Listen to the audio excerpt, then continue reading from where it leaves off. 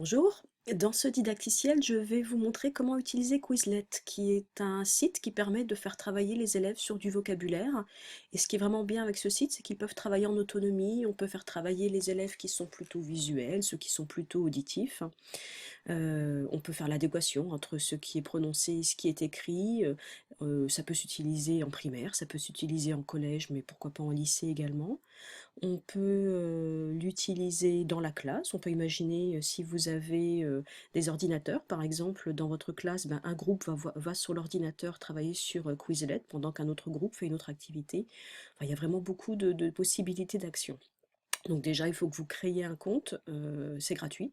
Il y a une version payante qui offre des fonctionnalités un peu plus développées, mais la fonction déjà de base gratuite est très très bien et c'est celle que j'utilise. Donc vous allez sur quizlet.com, vous créez un compte. Une fois que vous êtes sur ce compte, il faut que vous créiez des fiches de vocabulaire. Alors le site est en anglais, mais l'interface est très facile à comprendre. Donc vous allez en haut et vous cliquez sur ce bouton, Create, et voilà, vous allez donner un titre. Alors imaginons qu'on veut faire travailler les élèves sur les animaux domestiques, donc on va l'appeler Pets. Ensuite, on peut définir quelle est la langue que l'on utilise, donc soit français, soit anglais. Dans mon cas, j'utilise français et anglais, mais évidemment, toutes les langues sont possibles. Et je vais commencer par mettre un mot en anglais. Donc, par exemple, je vais mettre cat. Et ensuite, avec la tabulation ou avec la souris, je vais sur l'autre partie. Il me demande si c'est bien de l'anglais, donc je lui dis oui. Ensuite, je mets le mot en français. Et voilà, j'ai créé mes premiers mots, donc ça peut être des vocabulaires avec des définitions, mais ça peut être un mot français, un mot anglais. Alors je peux les taper les uns après les autres, mais si j'ai déjà une fiche qui existe, je peux l'importer. Donc je clique ici sur Import, et il me demande de faire un copier-coller de mes documents. Donc ce que j'ai fait sur mon bureau, j'ai mes documents. Donc je vais chercher. Voilà, sur mon bureau, j'ouvre mon document Pets, et voilà. Alors ici, je me suis juste trompée, j'ai mis l'anglais dans le français dans l'anglais. Donc je rechange, donc voici, moi j'ai limité à 7 mots, là c'est pas la peine d'aller plus loin, donc je fais un copier-coller de mon document, je ferme ce document, ensuite je me mets ici, je fais coller. Donc ici, il me demande de faire la différence entre les différents termes. Donc ici, moi j'ai mis une tabulation. On pourrait imaginer mettre une virgule ou tout ce que l'on veut. On peut le customiser. Et puis entre chaque mot, enfin chaque définition, finalement, on peut aller à la ligne ou alors on met un point-virgule. Donc voilà, j'ai ce qu'il faut. Je fais importer.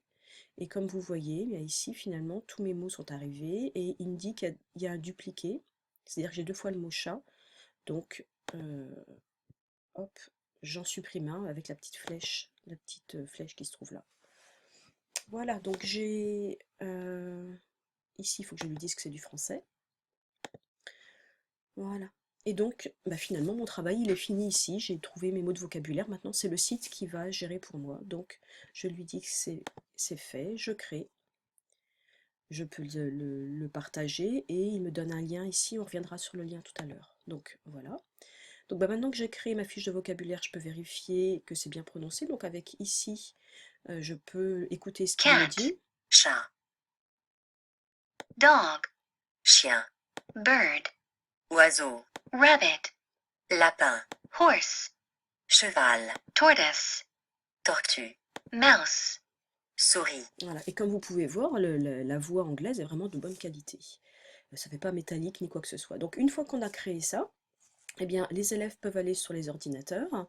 Et puis, la première chose qu'on leur propose sont les flashcards. Cat, Donc d'un côté, vous avez le mot anglais et ils vous le prononcent. Et puis ensuite, on clique ici chat. et ils ont le mot français. Cat, chat. Cat, dog, chien. Bird, oiseau. Voilà, donc cet exercice-là, il permet de finalement découvrir les mots pour les élèves. Ensuite, on a la partie, donc ici c'est pour étudier, et là c'est la partie jouer, parce qu'évidemment il faut que les élèves puissent jouer aussi. Ensuite, c'est l'apprentissage. Lapin, Ce qu'on leur demande, ça va être de traduire les mots. Alors on a le choix, soit on met l'anglais en premier, Et là, ils vous mettront cat, déjà le mot anglais, il faudra qu'ils trouvent le mot français, par exemple. On cat, vérifie que c'est bon, chat, il vous dit que c'est bon. Ou alors on considère qu'on veut qu'ils apprennent le mot chien, en anglais, et donc vous le commencez en français, et il faut ici qu'ils vous mettent l'équivalent anglais, chien, dog, et il vous dit que c'est bon. Donc on continue. cheval, cheval, horse, lapin, Ok, donc ça c'est pour la partie learn.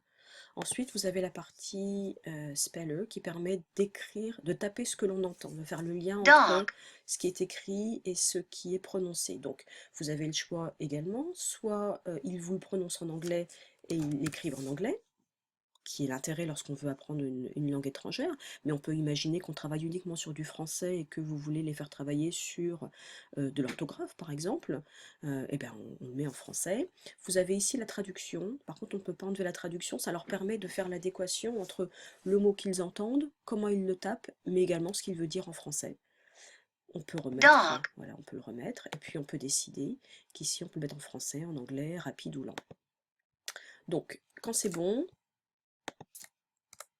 il vous met bird, un petit point. Donc, on entend bird. horse, Alors, si on se trompe, l'élève, horse, en fait, il vous prononce horse, la prononciation correcte. Et ensuite, il faut que l'élève le retape. tortoise, Alors là, c'est pareil, je ne me souviens plus comment on écrit ce mot-là, donc j'écris ça. tortoise, tortoise, Ça leur permet en plus de pouvoir réentendre l'alphabet. rabbit, Okay.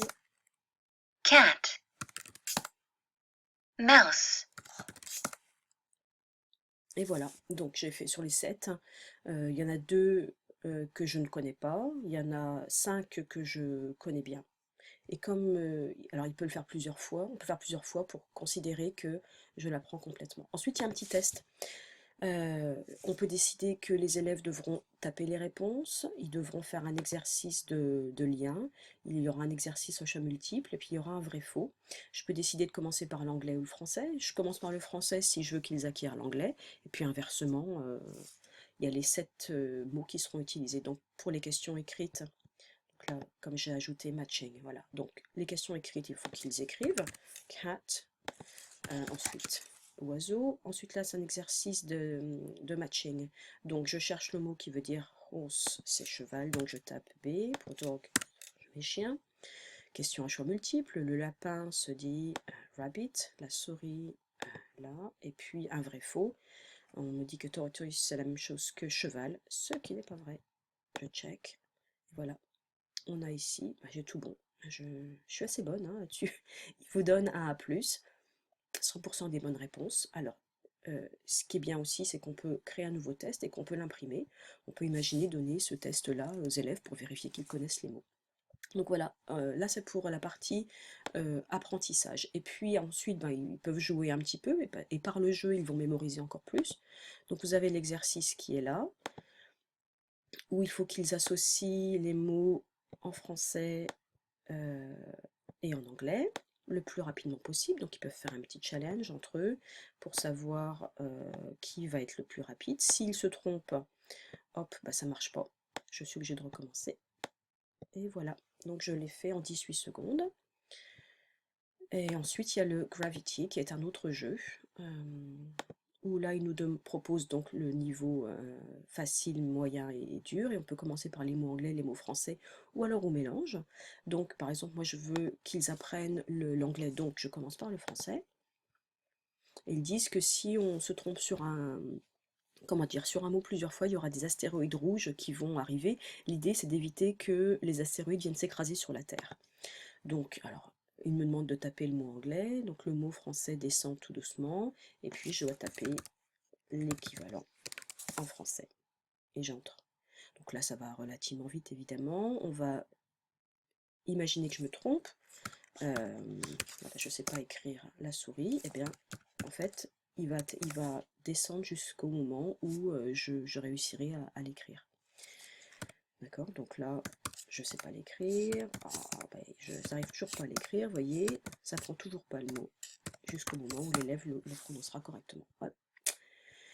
Donc voilà C'était le travail sur Quizlet. Moi, ce que j'aime beaucoup bird, sur cet exercice, bah, c'est la possibilité justement de travailler sur des fiches. Alors, je ne vous ai pas parlé de la différentes façons qu'il y a ici.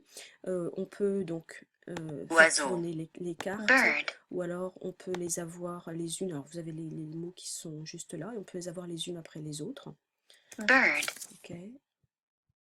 Hop. Ensuite, on peut mettre l'audio on et l'audio off. On peut décider qu'on n'entend que l'audio anglais et pas l'audio français. On peut commencer par l'anglais ou par le français. On peut voir les deux parties. Voilà, bah, j'espère que ça vous aura intéressé. Ah oui, si, ben, évidemment, important. J'ai oublié de vous dire qu'on pouvait évidemment exporter, c'est-à-dire une fois on a fait l'exercice, on peut l'envoyer aux élèves. Donc, le partager, vous avez ici une URL, c'est un HTTPS, donc c'est sécurisé, que vous pouvez mettre sur bah, le NT, sur un blog, ou tout simplement sur une page pour que les élèves aillent dessus. Ce qui fait que lorsqu'ils vont se connecter, ils n'auront pas besoin de créer un compte. Ils seront directement sur votre compte, mais ils ne pourront pas faire de modifications dessus, ils pourront jouer dessus, sans avoir à mettre une adresse internet. Euh, Après, vous pouvez créer des classes, mais là, c'est la version payante. Voilà, et ben bon courage maintenant, travaillez bien.